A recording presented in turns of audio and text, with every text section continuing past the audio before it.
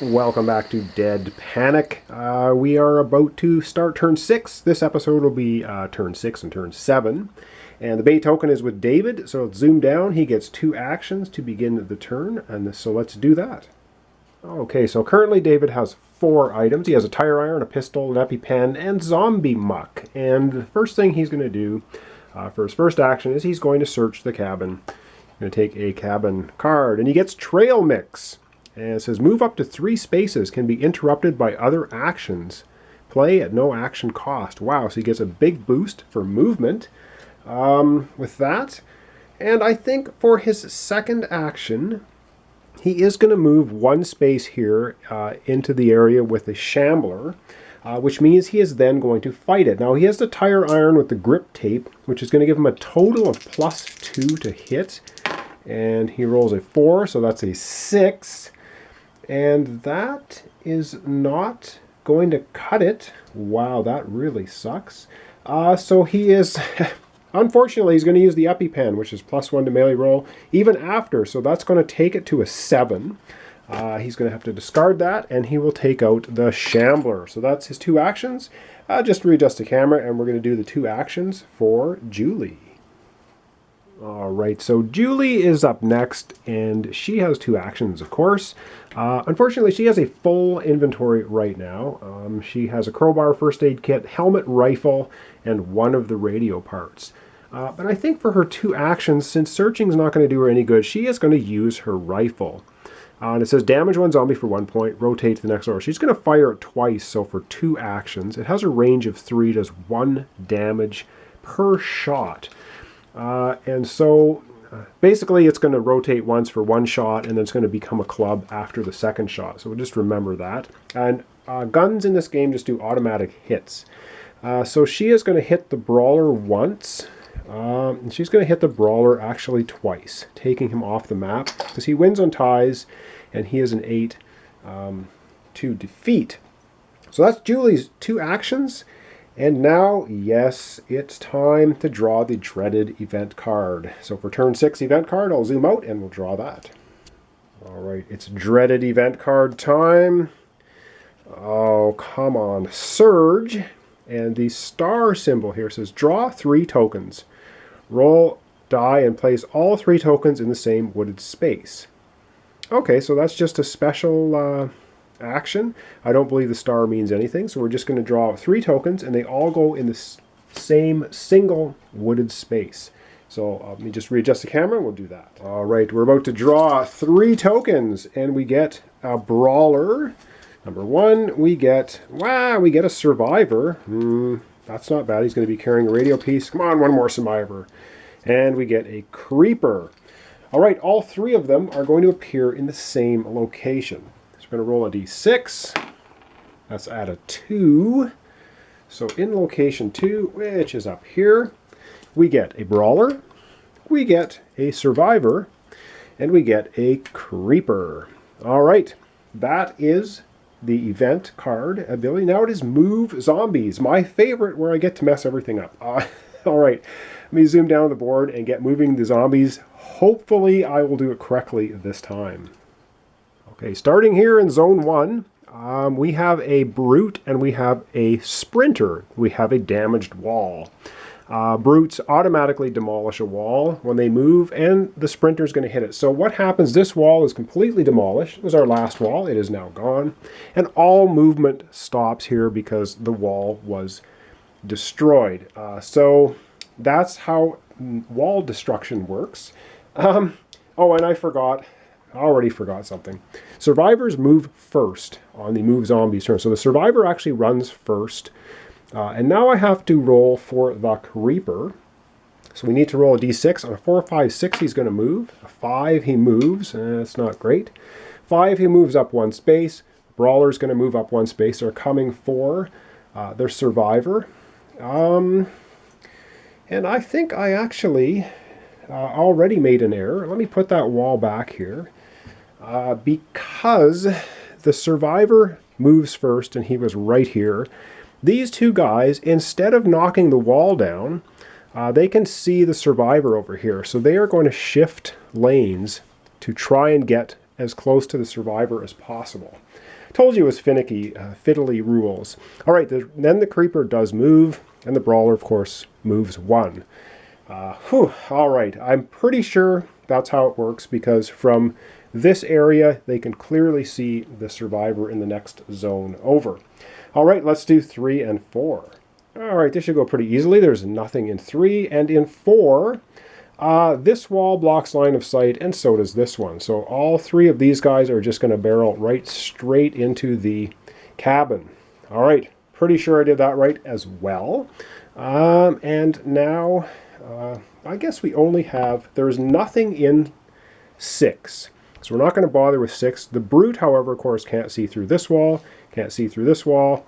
There's nothing on side, so he's just going to go straight in. All right. That was move zombies. And now it is fight zombies. And there's only one fight happening. That's up in zone 2 with the lone survivor out in the clearing. All right, there's only one fight taking place. The creeper has 1 hit point. The brawler has 2. The survivor has 3. So 3 for the survivor, 3 for the zombies.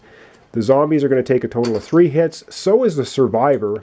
He's going to be knocked out, turned into a zombie, and he drops another radio piece. All right, so now we know what we need to get. All right, that's it for battles for turn 6, fight zombies, and now it's past the bait token. So the bait token, going over to Julie, zoom out, and let's begin turn 7. All right, the beginning of turn 7, Julie gets 2 actions. She has 5 items, but she is going to search anyway, because if you search the cabin and you have 6 items, then you immediately have to discard down to 5. And she finds a nutrition bar, and it says gain 2 actions, or move the injury token on your character back 1 space. So, ooh, that's pretty good. And she will actually get rid of the club she had, so that's thrown away. So that's the first action.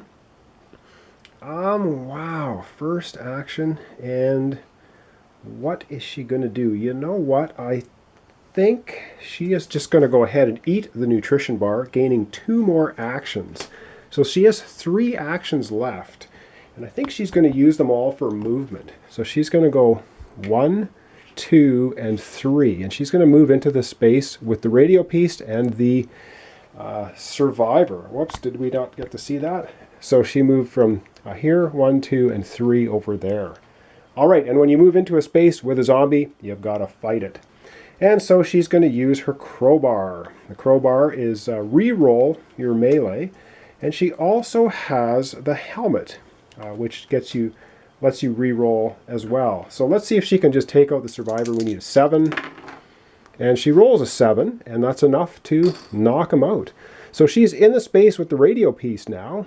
And now it is time for David to have his 2 actions.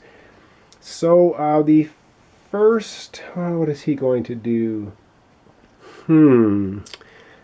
Interesting activities here. I'll have to think about that for a minute, and we'll come right back. All right, so what David's going to do for his first action is he has a pistol here with 3 shots. He's going to rotate at once. He's going to take 1 shot, and he's going to shoot the brute for 1, so that's 1 action.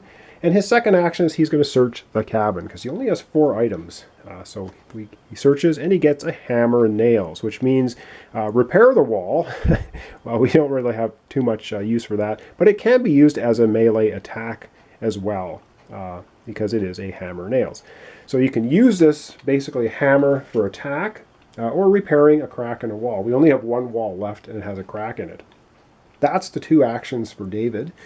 And now it is time, yes, for the lovely draw event card. All right, don't want to do it, but we have to do it. We're drawing an event card for turn 7, exhaustion. Oh, it says, and we 2 zombies appear, 1 for each player, number of players. All players roll 1 die. On a result of 1 to 4, each player loses 1 action on his next turn.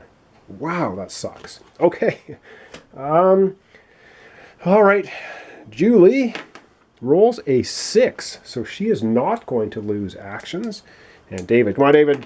He rolls a 5. Wow, he's not going to lose any actions. So that's good. But what's not good is we need 2 zombies. All right, first zombie. is going to be a shambler. All right, we can live with that. And the shambler appears in zone 5, which of course is right at the bottom, but believe me, I put him here. 5.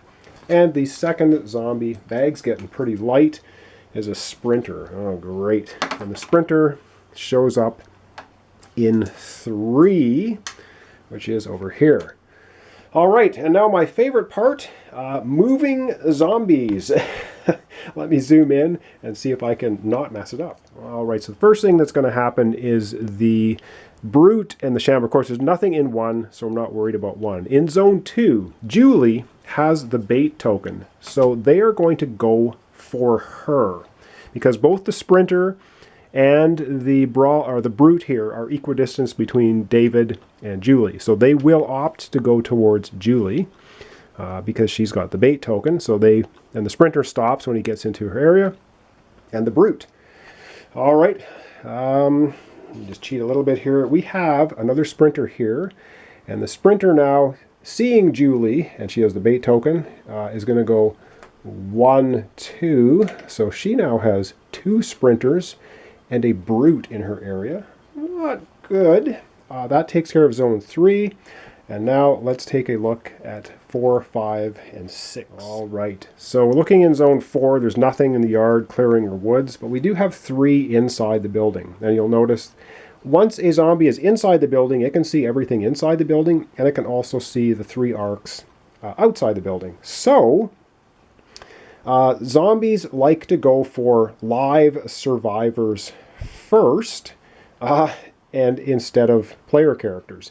So we have 1, 2 spaces to David and 1, 2 spaces to the survivor. So the shamblers are going to move 1 space over here, and the brute is also going to move 1 space over here. All right, and now in this section down here, we'll move the shambler up 1. He's going to move straight ahead. And now this brute, who is here, of course, goes right over here for our poor survivor who was found in the first turn.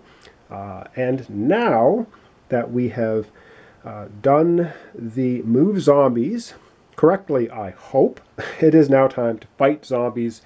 And let me just zoom in. We have 2 areas of fighting that are going to happen. Okay, the very first uneven battle is the 1 hit point left survivor versus the brute. The brute pounds him into the ground. He only has 1 hit point left. It's going to do 1 damage to the brute. And yes, our survivor now becomes a shambler. All right, and of course these guys are just all piled up here. There's no fighting. And now we have to go over to Julie, who's got to fight a brute and 2 sprinters. All right, Julie's going to take on the brute first. Now she has the crowbar, which lets her re-roll, and the helmet, which lets her re-roll.